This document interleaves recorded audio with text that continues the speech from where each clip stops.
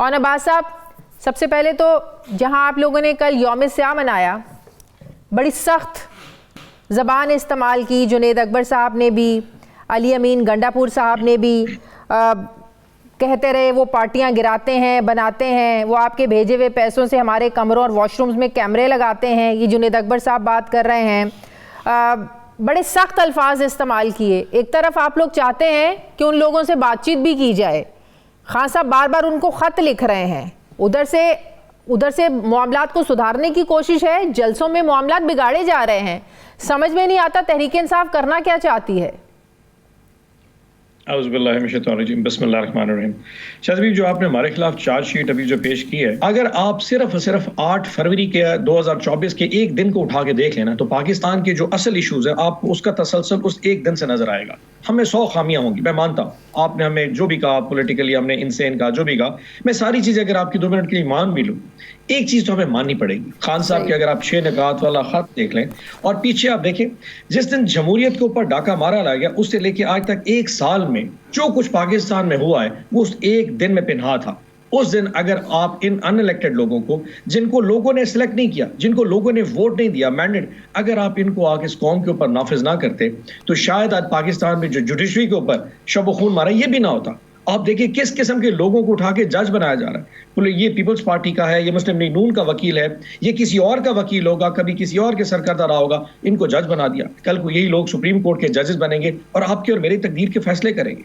ये पीका जैसा कानून बना के अब इस वक्त हमारे हाथ बात ये कि पाकिस्तान में कोई आज़ाद आवाज़ नहीं बुलंद कर सकता।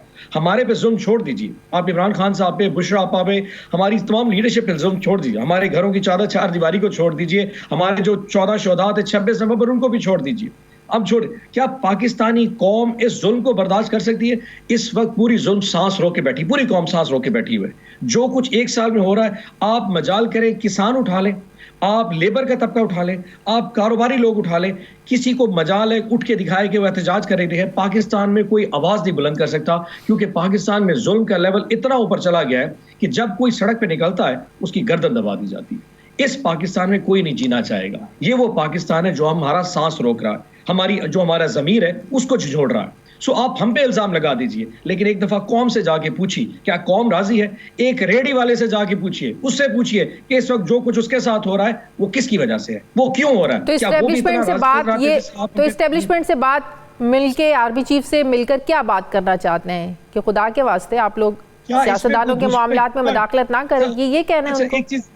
जब हम कहते थे एस्टेब्लिशमेंट से बात करते हैं तो उस वक्त सारा मीडिया और सारे जो गवर्नमेंट में लोग बैठे वो कहते हैं जी इनसे लोग क्यों बात करते हैं, आप पॉलिटिकल लोगों से बात करें।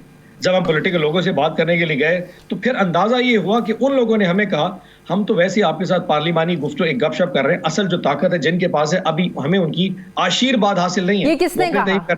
ये किसने कहा? जो लोग वहां पे डिस्कशन करते थे, जिस तरह के हमें 10-10, 12-12 दिन का टाइम दिया जाता था, जिस तरह इमरान खान साहब की मुलाकात के वाले हमारे ऊपर एतराज उठाए जाते थे, जिस तरीके से मुज़ाकराती टीमों के घर के ऊपर छापे मारे जा रहे थे, जिस तरीके से उन्हीं दिनों में खान साहब का जो इद्दत जैसा भोंडा केस था, 9 महीने बाद उसकी अपील दाखिल कर देगी इस्लामाबाद हाई कोर्ट में। तो ये आप कह रहे हैं कि हुकूमती कमेटी के लोगों ने कहा कि हम तो बस गपशप मारने के लिए बैठे हुए हैं, उधर से इजाजत नहीं मिलेगी जब तक हम कुछ नहीं कर सकते। सो ये 3-4 जो इवेंट्स हैं, अलकादिर का फैसला सुनाना उन दिनों में, इद्दत जैसे केस के ऊपर अपील दाखिल करना, मुज़ाकराती टीम के लोगों के घरों के ऊपर हमला करना और उन्हीं दिनों के अंदर एक माइंडसेट अप्लाई करना कि यार ये पार्लिमानी चीज चल रही है, इसको 10-10 दिन बाद देखते हैं, खान साहब से आपकी मुलाकात कराते हैं।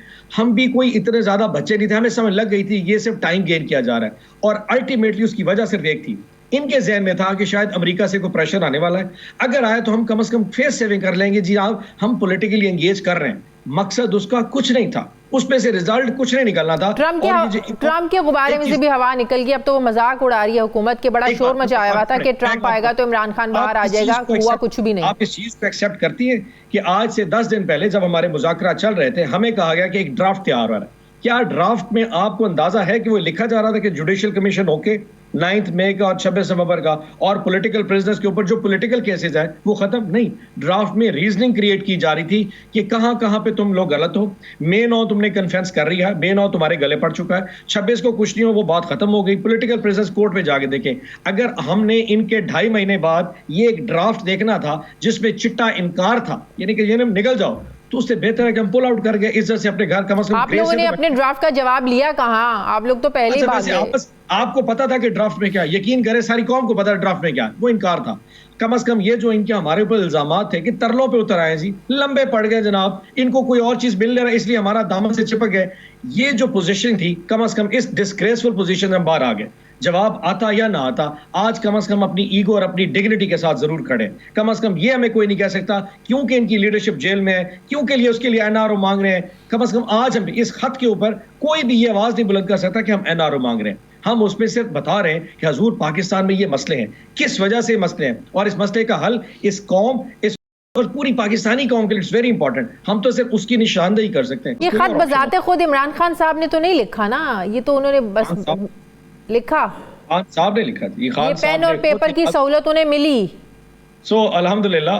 आप इमरान खान को शायद नहीं समझ पाए, खान साहब ये पूरा का पूरा खत खुद डिक्टेट करवाया और लिखने वाले ने लिखा, वहां पे उसका पूरा लिखवाया गया और बाद में उसको रीप्रिंट किया गया। अल्हम्दुलिल्लाह कि पाकिस्तान में वाहिद ये वो मुझे एक बात समझाएं, जेल में उनको पेन और पेपर दिया गया, ये कर सुने, ये वाहिद वो सियासी कहती है वैसे जिसको ना टीवी की सहूलत है ना अखबार दी जाती है, जिसको 20 दिन के लिए उसके घर की लाइट, उसकी वो सेल की लाइटें बंद कर दी जाती हैं। तो किसको बता, 48 घंटे के लिए जब उनके केसेस की समाअत होती है तब वकला से बात की, केसेस की समाअत के दौरान ये सारी डायरेक्शंस दी उन्होंने कि ये फलां फलां चीज लिखनी है।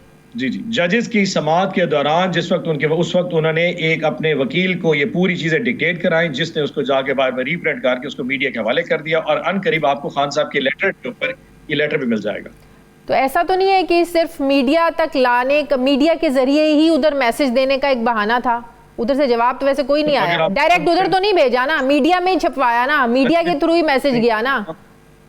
वाया मीडिया ही जा सकता है, दुनिया में बहुत सारे मैसेजेस वाया मीडिया ही जाते हैं। मतलब अगर आप जितने भी पॉलिसी साज हैं दुनिया के, वो वाया मीडिया ही चलते हैं। अब उसमें रिटर्न पेपर तो किसी का डिलीवर करना शायद इन हालात में तो वैसे ही बड़ा मुश्किल हो जाएगा, तो वो वाया मीडिया ही है। लेकिन आपको अनकरीब खान साहब के लेटर हेड के ऊपर पब्लिक के लिए कम से कम ये लेटर जरूर आएगा। कोई वसूल करे ना करे, कोई कहे जी हमें नहीं मिला, वो उनका इशू है, हमारा काम खत लिखना था, हमने लिख दिया। लेकिन उधर का रिएक्शन ऐसा है कि वो इंटरेस्टेड भी नहीं लगते ऐसे किसी लेटर का जवाब देने में भी, क्योंकि बकौल उनके उनका तो सियासत से उनमें कोई मुदाखलत ही नहीं है उनकी सियासत में। सो दो चीजें, एक तो हम अपने एक्शन के जिम्मेदार हैं, हम जो अपना काम कर सकते हैं वो हमारा काम है, जो आगे रिस्पांस टाइम जो अगली साइड पे जो पार्टी है वो उनका इशू है। मतलब 2024 का इलेक्शन एक बहुत बड़ी, और इससे पहले पाकिस्तान में जितना भी वोट ऑफ नो कॉन्फिडेंस 1990 की दहाई में जो कुछ होता रहा है, मतलब क्या हम बच्चे थे उस वक्त, हमें नहीं पता लगा कौन तो गिरा रहा है, 18 में भी गलत हुआ, तो हर जगह पर फिर 18 में भी जो एस्टेब्लिशमेंट का रोल था वो भी गलत था, माने फिर इस चीज को भी। मैं तो कहता हूँ पाकिस्तान में पिछले 70 साल में जहां पे रोल रहा है गलत था, चाहे वो 18 का इलेक्शन हो, चाहे 13-5-2 1990 के सारे इलेक्शंस हो, जहां जहां हुकूमतों गिराया गया या बनाया गया, उस सूरत में गलत है, वो नहीं होना चाहिए।